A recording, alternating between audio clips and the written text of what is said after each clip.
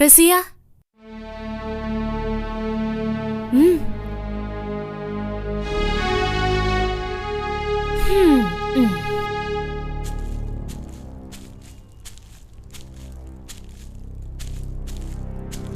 റസിയ, റസിയ.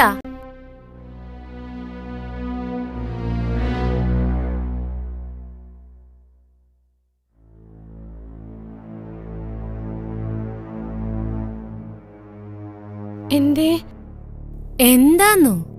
വീട്ടിൽ ആദ്യമായിട്ട് വരുന്ന ആളോട് ഇങ്ങനെയാണോ ചോദിക്കേണ്ടത്?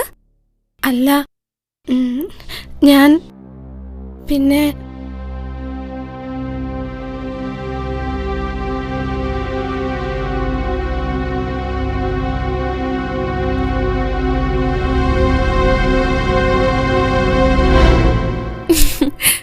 വേണ്ട വേണ്ട, നിന്ന് പരിങ്ങണ്ട. ഞാൻ വെറുതെ പറഞ്ഞതാ. വാ, അകത്തേക്ക് ഇരിക്കാം. വേണ്ട, ഇവിടെ വരെ വന്നതിനൊരു ഭൂകമ്പത്തിനുള്ള കാരണമായിട്ടുണ്ടാവും. പക്ഷേ ഞാൻ റസിയാനെ പോലെ ഒരു പാവല്ലാത്തോണ്ട് ഒന്നും വിലപ്പോകില്ലെന്ന് മാത്രം. അല്ലാതെ ജീവിക്കാൻ കഴിയില്ല റസിയ.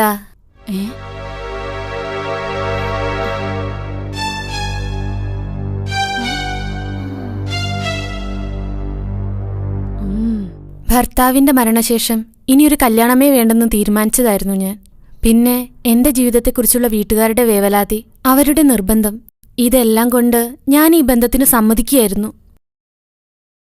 ഇവിടെ പരമസുഖം. റസിയ കുറെ അനുഭവിച്ചല്ലേ?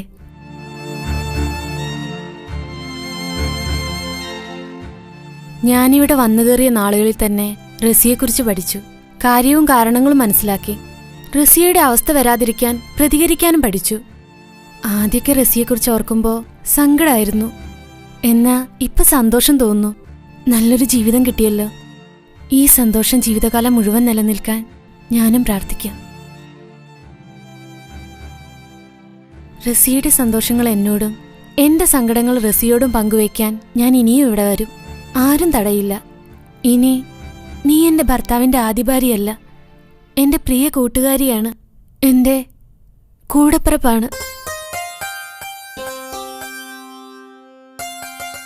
ഒന്നുകിൽ ആ വീട്ടിലുള്ളവരെ ഞാനൊരു പാഠം പഠിപ്പിക്കും, അല്ലെങ്കിൽ ഞാനും റസിയെ പോലെ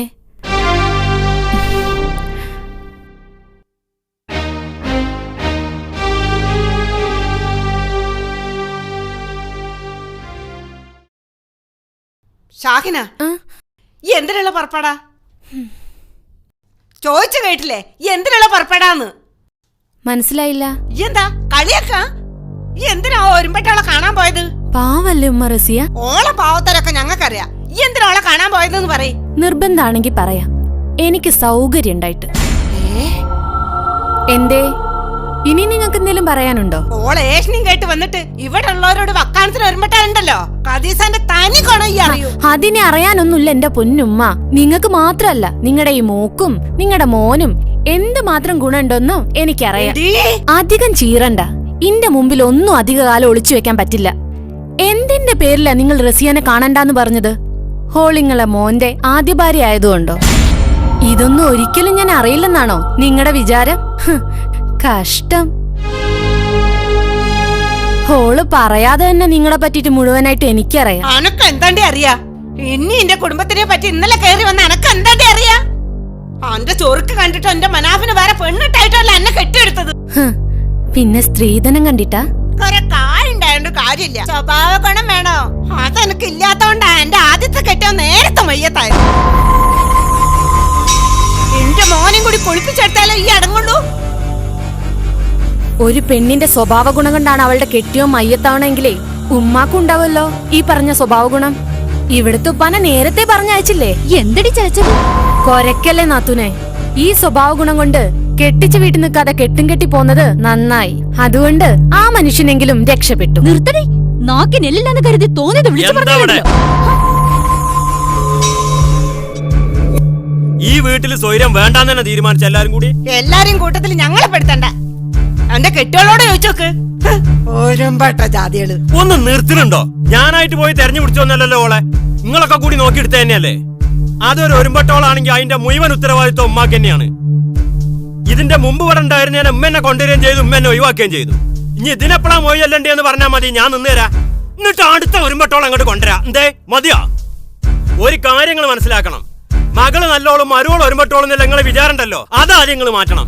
തെറ്റാണെങ്കിലും ശരിയാണെങ്കിലും നിങ്ങൾ പറയണേന് എന്തെങ്കിലും എതിരായിട്ട് ഇതുവരെ ഞാൻ പ്രവർത്തിക്കണോ? ഇനി അങ്ങനെ വേണോന്ന് ഞാനും ചിന്തിക്കട്ടെ. മോനെ കാരണം പൊയ്ക്കോളിന്റെ മുന്നിന്ന്. ഞാൻ പോവാ. അനക്കും അന്റെ കെട്ടിയൊക്കെ ഒരു ഭാരമായിട്ട് ഞാനിവിടെ നിക്കണില്ല. ഈ ഒന്ന് മാത്രല്ല എനിക്ക് സ്വന്തക്കാരായിട്ടുള്ളത്. അനക്ക് ഇനി ഇങ്ങനെ ഒരു ഉമ്മല്ല, എനിക്ക് മനാഫെന്നും പറഞ്ഞൊരു മോനും ഇല്ല. ഈ അന്റെ കെട്ടിയോളം കെട്ടിപ്പിടിച്ച് ഇവിടെ ഇരുന്നോ? ഞാൻ ഈ പടി ഇറങ്ങാൻ പോവാ. ഞാൻ പോവാ. ഉമ്മ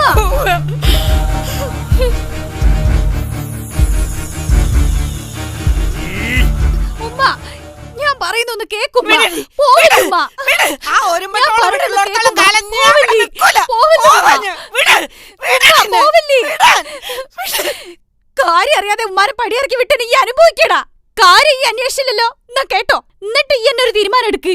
അന്റെ കെട്ടിയോളിന്ന് റസിയാനെ കാണാൻ പോയി. രണ്ടാളിപ്പോ വലിയ ചങ്ങാഴ്ചകളാ. രണ്ടും കൂടെ ഒരു 1.5 മണിക്കൂർ കുശോഷിക്കണ ഞാൻ എന്റെ കണ്ണോണ്ട് കണ്ടതാ. അതൊന്ന് ചോദിച്ചേനെ ഈ ഉമ്മാനെ. ഞാനും പോവന്റെ ഉമ്മാന്റെ പോ. ഉമ്മ ഉമ്മ അവിടേക്ക് ഞാനും വരുന്നേ. ഉമ്മ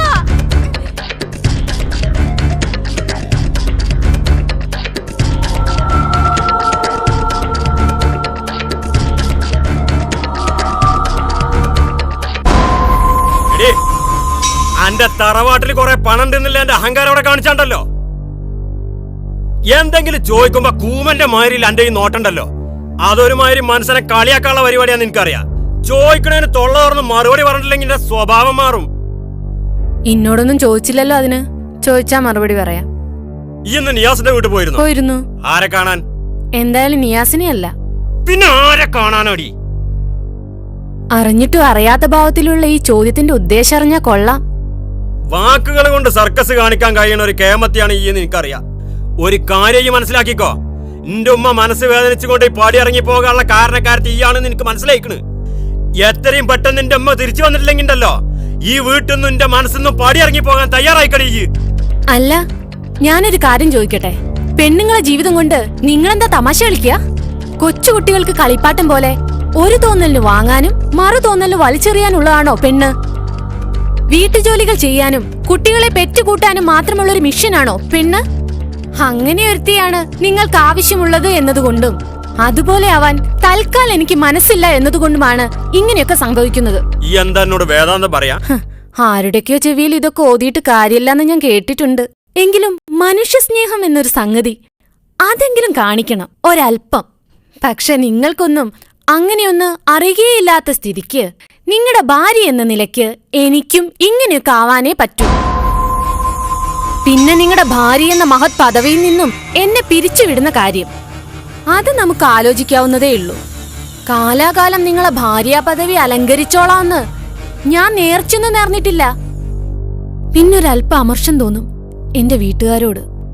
ഭർത്താവ് മരിച്ച എന്നെ ഒരു മരിച്ച ഭർത്താവിനോടൊപ്പം ജീവിക്കാൻ അയച്ചതിലുള്ള അമർഷം. അല്ലാതെ ഒരു സങ്കടം എനിക്കുണ്ടാവില്ല. പിന്നെ നിങ്ങൾ ചോദിച്ച ചോദ്യത്തിന് മറുപടി ഞാൻ തരാം. എന്തിനാ റസിയെ കാണാൻ പോയതെന്ന്. ഗർഭിണിയായ ഒരു അയൽക്കാരിയുടെ വിശേഷം തിരക്കാൻ പോയതാണെന്ന് പറഞ്ഞാ നിങ്ങൾ ഞെട്ടുവോ? അവൾക്കിപ്പോ മാസം 3.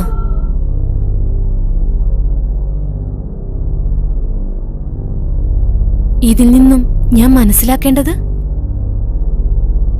എന്തായാലും വിധി അതിന്റെ വഴിക്ക് നടക്കട്ടെ. നാളെ ഉമ്മ തിരികെ വന്നില്ലെങ്കിൽ ബന്ധം മുറിക്കാന്നല്ലേ നിങ്ങൾ പറഞ്ഞത്? ഇനി അഥവാ ഉമ്മ വന്നാലും ഞാൻ അതിന് തയ്യാറാ. പക്ഷെ ഒരു കാര്യം, എന്നെ കച്ചവടാക്കുമ്പോ നിങ്ങൾ വാങ്ങിയത് മുഴുവനും എന്റെ ഉപ്പാനെ തിരിച്ചേൽപ്പിക്കണം.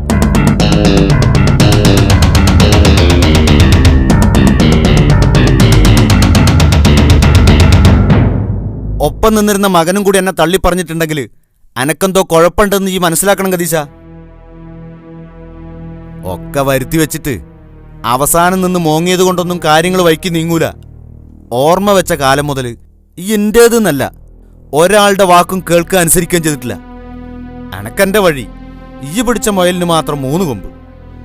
തെറ്റും ശരിയും വേർതിരിച്ച് കാണാനും മറ്റുള്ളവരോട് നല്ല 2 വാക്ക് സ്നേഹത്തോടെ സംസാരിക്കാനും അനക്കിതുവരെ കഴിഞ്ഞിട്ടുണ്ടോ? അതിനൊട്ടിനി കഴിയുന്നു എനിക്ക് തോന്നുന്നില്ല. ഒരുപക്ഷെ ഇനി അങ്ങനെ വല്ല അത്ഭുതവും സംഭവിച്ചാൽ തന്നെ ഒരുപാട് ബുദ്ധിമുട്ടേണ്ടി വരും 1 മുതൽ കെട്ടിപ്പടുത്തോണ്ട് വരാൻ. എനിക്കൊന്നും വേണ്ട. ആ വീടുമായിട്ട് എനിക്ക് ഇനി ഒരു ബന്ധം വേണ്ട. സ്വത്ത് മുതലൊക്കെ ഓനും അവന്റെ പെണ്ണും കൂടി തിന്നോട്ടെ. ഞാനിവിടെ എവിടെയെങ്കിലും കഴിഞ്ഞു ഓടിക്കോളാം. ഈ എന്നെ ഇറക്കി വിടില്ലാന്ന് എനിക്കറിയാം. അതെന്റെ വെറും തോന്നലാണ് ഖദീസ. വിരുന്ന് വന്നിട്ട് 1-2 ദിവസം നിന്നിട്ട് പോണ പോലെ കാലാകാലം എനക്കവിടെ കഴിയാൻ സൗകര്യം തീരല്ല ഖദീസ. പോരാത്തതിന് ഞങ്ങൾക്ക് ഈ പോരും കുന്നായ്മയൊന്നും പരിചയല്ല. അക്കാര്യത്തില് അന്നൊരു ടീച്ചറായി സ്വീകരിക്കാനും ഞങ്ങൾക്ക് താല്പര്യമില്ല. അതെന്താ വലിയ കാക്ക ഒരുമാതിരി കളിയാക്കണ വർത്താനം പറയണത്? മോളിവിടെ വാ. ഇതെന്തിനാന്നറിയോ? ആവശ്യമില്ലാത്തതിൽ കയറി ഓരോന്ന് പറയുകയും പ്രവർത്തിക്കുകയും ചെയ്തതിന്. ഇനി മേലാൽ എന്റെ നാവ് പൊങ്ങിയ പോടി മുറിയില്. ആ ഇനി ഈ പറയും. അനക്ക് ബുദ്ധിമുട്ടാണെങ്കിൽ വേണ്ട. എനിക്ക് ആങ്ങളെയും ബന്ധുക്കളൊക്കെ വേറെ ഉണ്ടല്ലോ. അങ്ങോട്ട് ചെല്ല്. എന്നെ ആഘോഷമായിട്ട് സ്വീകരിക്കും. ആദ്യം ആലിക്കുട്ടിന്റെ അടുത്തേക്ക് തന്നെ ചെല്ല്. അത് കഴിയുമ്പോ അടുത്ത സ്ഥലത്തേക്ക് ചെല്ലും. എന്റെ പൊന്നാര പെങ്ങളെ, എരുതിയിൽ എണ്ണൊഴിക്കാനും കുടുംബകലഹങ്ങൾ ഉണ്ടാക്കാനും മാത്രമായിട്ട് നടക്കണവരാ ഈ പറഞ്ഞ കൂട്ടരൊക്കെ. സ്വന്തം കാര്യം മാത്രമേ അവർക്കൊക്കെ നോട്ടുള്ളൂ. അന്റെ വിഷമം അനക്ക് മാത്രമേ മനസ്സിലാവൂ. അവർക്കത് തമാശയായിരിക്കും. എന്റെ അവസ്ഥ മനസ്സിലാക്കിയതുകൊണ്ട് മാത്രം ഇന്ന് രാത്രി ഞാൻ എന്നെ ഇറക്കി വിടുന്നില്ല. ചിന്തിക്കാൻ ഇനിയും നിനക്ക് സമയമുണ്ട്. നേരം വെളുക്കോളം സമയമുണ്ട്. വേണമെങ്കിൽ ഉറക്കൊഴിച്ചിരുന്ന് ചിന്തിച്ചോ. പക്ഷേ നാളെ രാവിലെ എനിക്കൊരു മറുപടി ഇടണം. നല്ല മറുപടിയാണെങ്കിൽ നിനക്ക് നല്ലത്. മറിച്ചാണെങ്കിൽ രാവിലെ വെറുതെ എന്നെ വിളിച്ചുണർത്തി ബുദ്ധിമുട്ടിക്കണമെന്നില്ല.